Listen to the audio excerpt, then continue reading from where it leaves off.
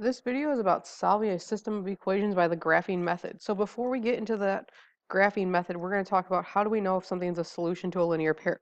So we know that we are working with a system of equations when we have two equations with two variables. So for example, we have x plus 2y equals 5 and 2x minus 3y equals 3. A solution to a linear pair is a pair that makes each equation true.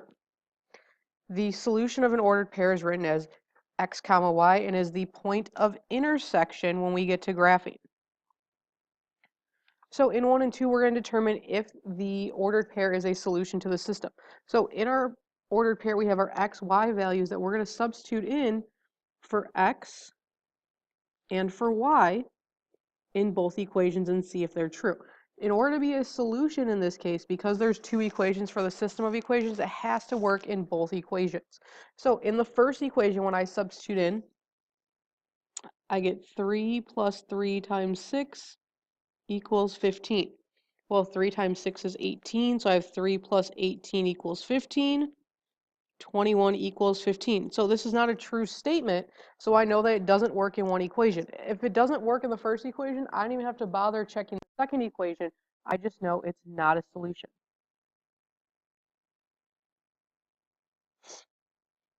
In number 2, I have my x, y again.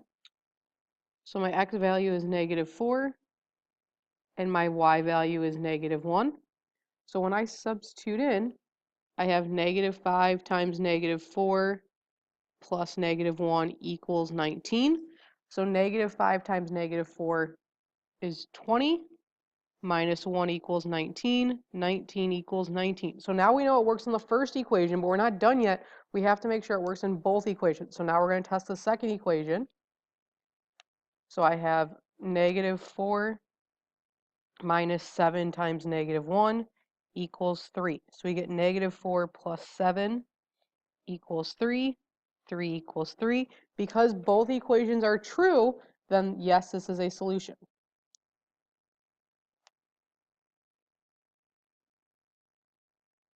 So when you're graphing, you can always go back and check your answer to make sure that it works in our equation. So let's start graphing. So in number 3, we have two equations, y equals -3x plus 7 and y equals 2x plus 2. So I'm going to graph each equation separately first. So the first equation is y equals 3x plus 7. So if I look at this equation, my slope is -3, which I can write as -3 over 1. And my y-intercept is 0, 7, because it's a number by itself. So when we go to graph, remember we always start with the y-intercept on the y-axis. So I'm going to go to 0, 7, place a dot, and then with my slope, I'm going to go down 3 because it was negative, and right 1. So down 3, right 1. This time, instead of just doing 3 dots, so I'm going to go all the way across my graph so that I have a better chance of seeing my intersection point. So once I've got all my points as far as I can go, I'm going to connect them all and add an arrow. And in the second equation, I have y equals 2x plus 2. So here my slope is 2 over 1, and my b value is 0, 2. So I'm going to go to 0, 2 on the y-axis, and I'm going to use my slope up to right 1. So up to right 1, I see an intersection point, so I'm going to go one more dot so I can get a good picture of my lines crossing. Remember that your solution is always where they're intersecting, so the point that they're intersecting at is 1, 4. You can always go back and double check your answer by putting them in the equation if you want to make sure that they are true. All right, let's try number 4. So number 4, we have y equals -1/2 x plus 2 and -4y equals 3x minus 12. So the first equation is already in y equals form. So I already have y equals -1/2 x plus 2. So my slope is the value in front of the x, -1/2, and my b value is the number by itself, so 0, 2. So I'm going to go to 0, 2 on my graph,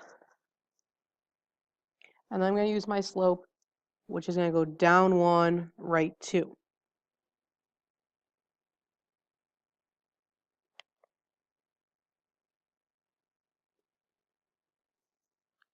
I'm going to connect my line.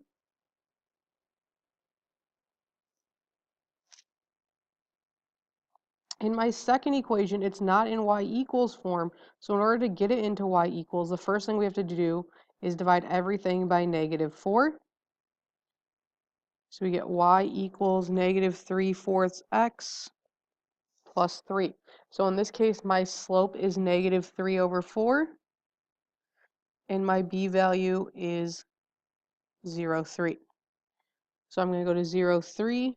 I'm going to go with my slope down 3 and right 4. I have my intersection point. I'm going to go down 3 more and right 4, so I have a nice line. And then I can see my intersection point. So in this case, my intersection point would be 4, 0.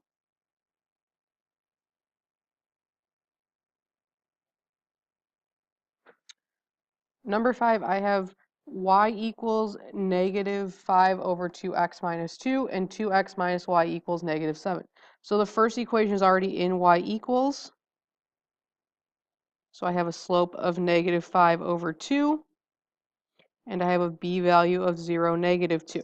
So I'm going to go to -2 on the y-axis, and I'm going to use my slope down 5, right 2. And I only have one dot that fits going this way, so I'm just going to connect those two dots to make my line. My second equation is 2x minus y equals -7. So I need to solve for y. So the first thing I'm going to do is subtract 2x from both sides. So I get -y equals -2x minus 7.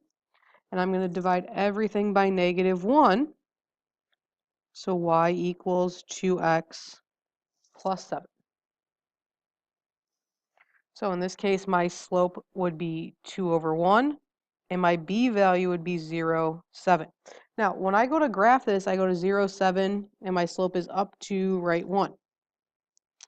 Notice, though, that my graphs aren't going to intersect right now. So what I'm going to do then is I'm going to use the opposite of the slope from my y-intercept. So instead of going up 2 and right 1, I'm going to go down 2 and left 1 to make my line going the other direction so I can hopefully find an intersection point.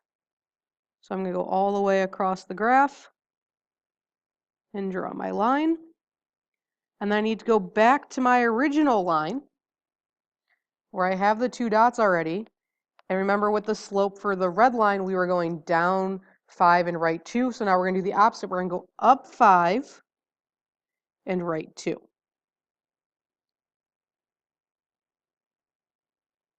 Now I have an intersection point.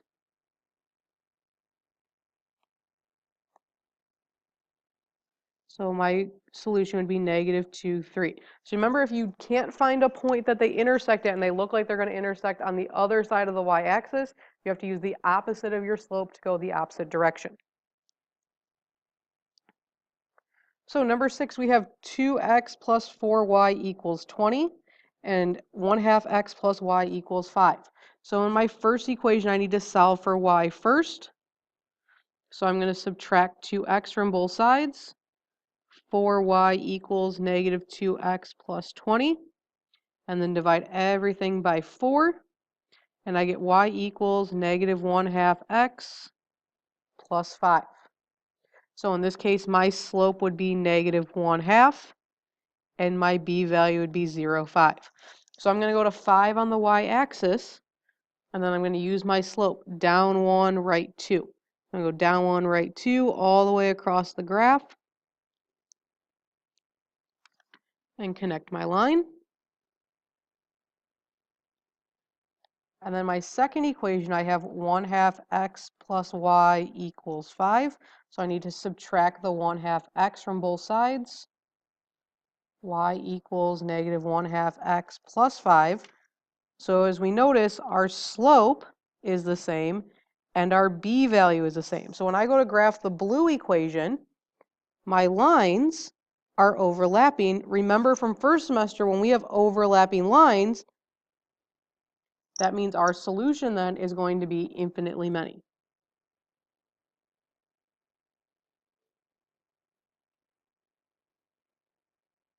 So remember, this is one of our special cases. Whenever our lines overlap, we have infinitely many solutions. So let's look at one more graphing problem. So in number 7, we have negative x plus 4y equals negative 28, and negative 2x plus 8y equals negative 16. So I have x plus 4y equals negative 28. So to solve for y, the first thing I'm going to do is I'm going to add x to both sides. 4y equals x minus 28. And I'm going to divide by 4 on both sides. So y equals 1/4 x minus 7. So in this case, my slope would be 1/4, and my b value would be 0, negative 7.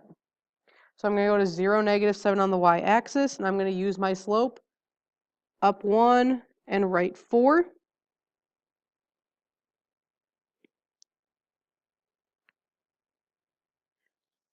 And draw my line. In the second equation, negative 2x plus 8y equals negative 16. I'm going to add 2x to both sides.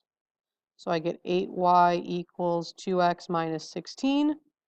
Divide everything by 8. Y equals 1/4 x minus 2. So in this case, my slopes are the same. They're both 1/4.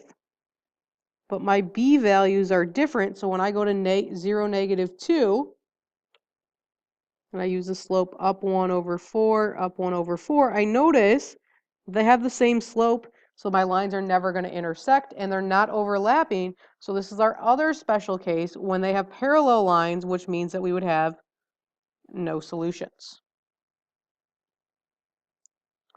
So as a quick review, remember that there's 3 things that can happen when we're graphing. So we can get one solution, which is when our lines are intersecting somewhere.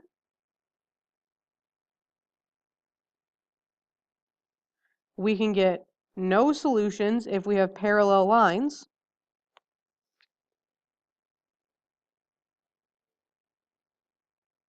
And we can get infinitely many solutions if the lines are overlapping.